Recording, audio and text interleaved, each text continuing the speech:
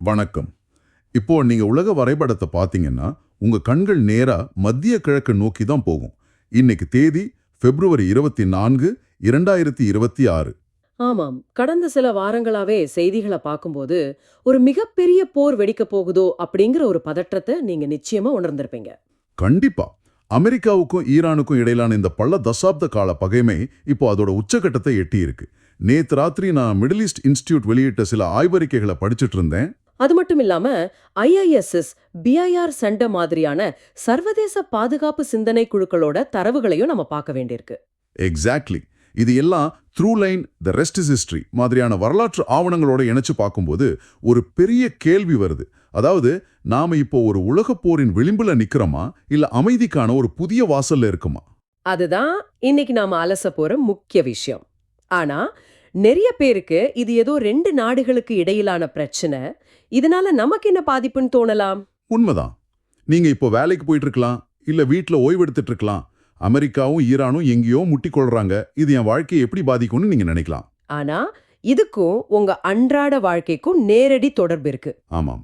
உங்க வாகனத்துக்கு போடுற பெட்ரோல் விலையிலிருந்து மாச கடைசியில நீங்க வாங்குற மளிகை பொருட்களோட விலை வரைக்கும் இது ஒரு மிகப்பெரிய தாக்கத்தை ஏற்படுத்தும். அந்த சங்கிலி தொடர் விளைவை நாம சற்று விரிவாக பேசுவோம். அதுக்கு முன்னாடி வளைகுடா பகுதியில இப்போ ராணுவ ரீதியா என்ன நடந்துட்டு இருக்குன்னு பாப்போம். 2003 ஈராக் போருக்கு பிறகு மத்திய கிழக்கில் அமெரிக்கா இந்த அளவுக்கு தனது ராணுவத்தை குவிச்சதே இல்ல. அது பிரம்மாண்டமான ஒரு குழிப்பு. ஜனவரி 26ஆம் தேதி அரபிக்கடலை சென்றடைந்த USS ஆப்ரஹாம் லிங்கன் விமானம் தாங்கி கப்பலாக இருக்கட்டும், இல்ல, பிப்ரவரி மத்தியில மத்தியதர கடலை நோக்கி அனுப்பப்பட்ட உலகின் மிகப்பெரிய போர்க்கப்பலான USS ஜெரால்ட் ஆர் ஃபோர்ட் கப்பலாக இருக்கட்டும், இது எல்லாமே சாதாரண கப்பல்கள் கிடையாது. கண்டிப்பா இல்ல. USS ஜெரால்ட் ஆர் ஃபோர்ட் ஒரு நகரும் ராணுவ தளத்தையே கடல்ல மிதக்க விட்டிருக்கிற மாதிரி. ஆமாம், இந்த 2 பிரம்மாண்டமான கப்பல் குழுக்களோட சேர்த்து F-22, F-35 போர் விமானங்கள், அப்புறம் எதிரிகளோட ரேடார்களுக்கே தெரியாமல் ஊடுருவி தாக்கும் B-2 ஸ்டெல்த் குண்டுவீச்சு விமானங்கள், இப்படி ஒரு முழுமையான போர் வியூகத்தை அமெரிக்கா அங்கே வகுத்திருக்கு. இங்கு மிகவும் ஆச்சரியமூட்டும் விஷயம் என்னன்றா, இது வெறுமனே ஒரு மிரட்டலுக்காக மட்டும் செய்யப்படல. ராணுவ வல்லுநர்கள் இதை எப்படி பார்க்கறாங்கன்னா, பல வாரங்கள் நீடிக்கக்கூடிய ஒரு போருக்கான ஒத்திகையாகவே பார்க்கறாங்க. அத்தனை ஏற்பாடுகளையும் அமெரிக்கா செஞ்சு முடிச்சிருச்சு. ஆனா ஈரானும் இது சும்மா வேடிக்கை பார்த்துட்டு இருக்கு இல்லையே. உலக பொருளாதாரத்தோட தொண்டன்னு சொல்லக்கூடிய ஹார்முஸ் ஜலசந்தியில ஈரான் தங்களோட கடற்படை பயிற்சிகளை ரொம்ப மூர்க்கமா நடத்திட்டு வராங்க. அது மட்டும் இல்லாம எதிரிகளோட கண்களுக்கு எளிதில் சிக்காத நிலத்தடி பதுங்கு குழிகள்ல அதிநவீன கொராம்ஷார் 4 பாலிஸ்டிக் ஏவுகணைகளை அவங்க தயார் நிலையில வச்சிருக்காங்க. இந்த ஏவுகணைகள் மத்திய கிழக்கில் உள்ள எந்த ஒரு இலக்கையும் மிக துல்லியமா தாக்கக்கூடியவை. இப்போ அந்த ஹார்முஸ் ஜலசந்தி விஷயத்துக்கு வருவோம். இதுதான் நீங்க கவனிக்க வேண்டிய மிக முக்கியமான புள்ளி. உலக கச்சா எண்ணெய் விநியோகத்துல சுமார் 20 முதல் 27% வரை இந்த வழியாதான் வந்தாகணும். ஒருவேளை போர் மூண்டு ஈரான் இந்த ஜலசந்தியை மூடினா என்ன நடக்கும்னு யோசிச்சு பாருங்க. உலக சந்தையில பிரெண்ட் கச்சா எண்ணெயோட விலை ஒரே இரவில் பீப்பாய்க்கு 91 முதல் 100 அமெரிக்க டாலர்கள் வரை விண்ணை முட்டும்னு ராய்ட்டர்ஸ் பொருளாதார தரவுகள் எச்சரிக்குது.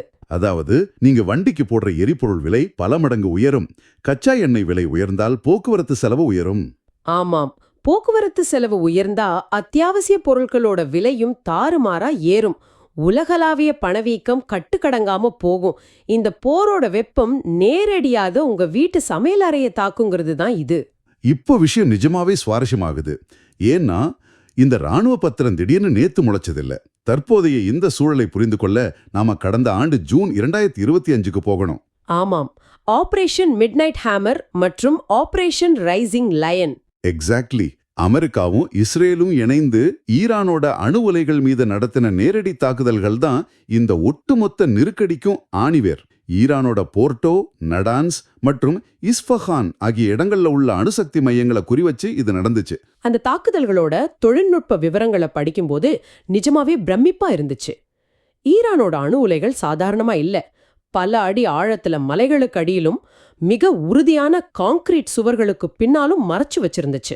சாதாரண குண்டுகளை வச்சு ஒன்னும் செய்ய முடியாது. அதனாலதான் அமெரிக்கா GPU-57 எனப்படும் பதுங்கு குழிகளை அழிக்கும் குண்டுகளை, அதாவது பங்கர் பஸ்டர்ஸை பயன்படுத்தினாங்க. மொத்தம் 14 குண்டுகள் வீசப்பட்டுச்சு. இந்த குண்டுகள் எப்படி செயல்படும்னா, ஒரு ஊசிய கற்பனை செஞ்சு பாருங்க. தரையில பட்ட உடனே வெடிக்காது. மிக கடினமான பாறைகளையும் கான்கிரீட் சுவர்களையும் தொலைத்து கொண்டு பல அடி ஆழத்துக்கு பூமிக்குள் போகும். சரியான இடத்தை அடைஞ்சதும் ஒரு பிரம்மாண்டமான வெடிவிபத்தை ஏற்படுத்தும். இது ஈரானோட அணுசக்தி கட்டமைப்ப பெருமளவுல சிதைச்சிடுச்சு. ஆனா அது ராணுவ தாக்குதலோட நிக்கல, ஈரானோட பொருளாதாரத்துக்கும் ஒரு மரண அடியா அமைஞ்சது. ஆமாம், தாக்குதல் நடந்த ஆகஸ்ட் 2025 E3 நாடுகள் என்று அழைக்கப்படும் பிரிட்டன், பிரான்ஸ் மற்றும் ஜெர்மனி, ஐரோப்பிய நாடுகள் ஈரான் மீது ஸ்னாப்பேக் பொருளாதார தடைகளை மீண்டும் கொண்டு வந்தாங்க. இந்த ஸ்னாப்பேக் தடைகள்னா என்னன்னு நம்ம கொஞ்சம் எளிமையா பார்ப்போம். இது ஒரு ஸ்பிரிங் அல்லது ரப்பர் பேண்ட் போல கற்பனை செஞ்சுக்கலாம். 2015 ஈரானோட அணுசக்தி ஒப்பந்தம் போட்டப்போ ஒருவேளை அவங்க விதியை மீறினா ஐக்கிய நாடுகள் சபையில மீண்டும் ஓட்டெடுப்பு நடத்தி தடைகளை விதிப்பதற்கு பதிலா பழைய தடைகள் அனைத்தும் தானாகவே உடனடியாக அமலுக்கு வந்துடும் ஒரு நிபந்தனை வைக்கப்பட்டுச்சு. அதுதான் ஸ்னாக்பேக். எந்த புதிய பேச்சுவார்த்தையும் இல்லாம ஒரே இரவுல ஈரான் மீதான ஒட்டுமொத்த தடைகளும் ஒரு சுருக்கு கயிறு போல இறுக்கிடுச்சு. இதோட விளைவு மிக கொடூரமா இருந்துச்சு. ஈரானோட சர்வதேச வர்த்தகம் முற்றிலுமா துண்டிக்கப்பட்டுச்சு. நாணய மதிப்பு அதல பாதாளத்துக்கு போச்சு.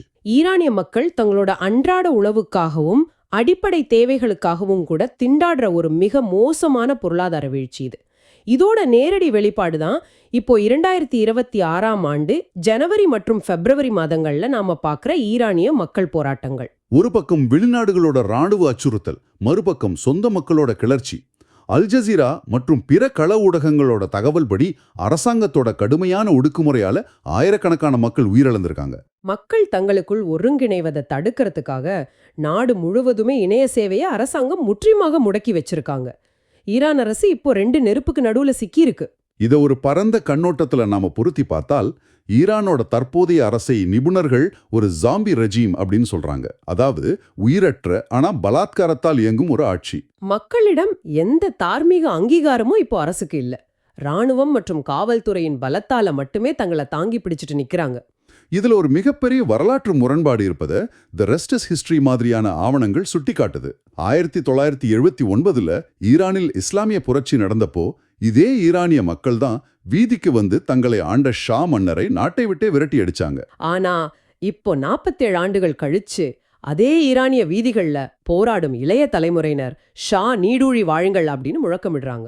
ஆமா, தாங்கள் துரத்தி அதே டெமார் குடும்பத்தை சேர்ந்த லசா பஹ்லவிக்கு ஆதரவா அவங்க குரல் எழுப்புறாங்க. வரலாறு எப்படி ஒரு முழு வட்டத்தை அடிச்சு மீண்டும் அதே இடத்துக்கு வந்திருக்குங்கிறது உண்மையிலே ஆச்சரியம். வரலாறு எப்போதுமே அப்படிப்பட்ட முரண்பாடுகளை வச்சிருக்கோம். இப்போ கள நிலவரத்தை பாருங்க. ராணுவ குவிப்பு, சீரழிந்த பொருளாதாரம், உள்நாட்டு கலவரம்னு அந்த நாடு விளிம்புல நிக்குது. போர் விடிச்சா அது ஈரானுக்கு மட்டுமல்ல, ஒட்டுமொத்த மத்திய கிழக்கிற்கும் பேரழிவா அமையும். இதனாலதான் போரை தவிர்க்க ஓமன் மற்றும் ஜெனீவாவில் ஒரு வாழ்வா சாவா ராஜதந்திரம் அரங்கேறிட்டு இருக்கு. பிப்ரவரி 6 ஓமனிலும் பிப்ரவரி 17 ஜெனீவாவிலும் மறைமுக பேச்சுவார்த்தைகள் நடந்துச்சு. இதுல கவனிக்க வேண்டியது என்னன்னா, அமெரிக்காவும் ஈரானும் நேருக்கு நேர் பேசல. ஆமா, அமெரிக்க பிரதிநிதிகள் ஒரு அறையிலும் ஈரானிய பிரதிநிதிகள் வேறொரு அறையிலும் இருப்பாங்க. ஓமன் நாட்டு ராஜதந்திரிகள் ஒரு அறையிலிருந்து செய்தியை வாங்கிக்கிட்டு அடுத்த அறைக்கு போய் சொல்லுவாங்க. அந்த அளவுக்கு நம்பிக்கையின்மை இருக்கு. அமெரிக்க தரப்புல சிறப்பு பிரதிநிதி ஸ்டீவ் விட்காஃப் மற்றும் ஜனாதிபதியின் ஆலோசகர் ஜாரட் குஷ்னர் கலந்துக்கிட்டாங்க. ஈரானிய தரப்புல வெளியுறவுத்துறை அமைச்சர் அப்பாஸ் அரக்ஷி பங்கேற்றார். இரு தரப்பு நிபந்தனைகளும் ரொம்ப சிக்கலானது. அமெரிக்கா தனது அதிகபட்ச அழுத்த கொள்கை மூலமா ஈரானோட பொருளாதாரத்தை செயலிழக்க செய்யற தடைகளை விலக்கணும்னா ஈரான் தனது அணுசக்தி திட்டத்தை முழுமையா கைவிடணும்னு சொல்றாங்க. ஆனா ஈரான் அது அவ்வளோ எளிதா விட்டு கொடுக்க தயாரா இல்ல. அவங்க ஒரு புதிய பேராத்தத்தை முன்வைக்கிறாங்க. ஈரானோட மிகப்பெரிய பலமே அவங்களோட துணைப்படைகள் தான், அதாவது ப்ராக்சிஸ். நிதி உதவியும் ஆயுதமும் கொடுத்துட்டு வராங்க. இப்போ ஈரான் என்ன சொல்றாங்கன்னா, எங்கள் மீதான பொருளாதார தடைகளை நீக்கினால் நாங்க இந்த துணைப்படைகளுக்கு கொடுக்கிற ஆதரவை குறைச்சிக்கிறோம், அவங்க செயல்பாடுகளை முடக்கிறோம்னு சொல்றாங்க. இது ஒரு முக்கியமான கேள்வி எழுப்புது. என்னன்னா, இது அமெரிக்காவுக்கும் இஸ்ரேலுக்கும் போதுமானதா இருக்குமா? உலக நாடுகளோட நிலைப்பாடு இதுல பல பிரிவுகளா இருக்கு. இஸ்ரேல் அணு உலைகள் மீது தீவிர தாக்குதல் நடத்தி அச்சுறுத்தலை அழிக்கணும்னு வலியுறுத்துது. ஆனா வளைகுடா நாடுகளான கத்தார், ஐக்கிய அரபு அமீரகம், சவுதி அரேபியா எல்லாம் வேற மாதிரி சிந்திக்கிறாங்க. போர் மூண்டால் தங்களோட பல பில்லியன் டாலர் பொருளாதாரம், உள்கட்டமைப்பு எல்லாம் அழியும்னு பயந்து அமைதியை வலியுறுத்துறாங்க. அது சாதாரணமானது இல்ல. அமெரிக்காவோட F-35 அல்லது P-2 மாதிரியான ஸ்டெல்த் விமானங்களை கூட கண்டறியும் திறன் கொண்டது. இது நிலைமையை மேலும் சிக்கலாக்குது. அப்படியானால் இதற்கெல்லாம் என்ன அர்த்தம்? வளைகுடா கடல் பரப்புல அதிநவீன போர் விமானங்கள் மூலமா அமெரிக்கா ஈரானை முற்றுகையிட்டு இருக்கு. ஈரான் தனது ஏவுகணைகளை தயார் செஞ்சு ஹார்முஸ் ஜலசந்தியை மூடுவேன்னு அச்சுறுத்துது. இருதரப்புமே போரின் விளிம்பில் நின்று கொண்டு அமைதி கணப்பேரத்தை நடத்துறாங்க.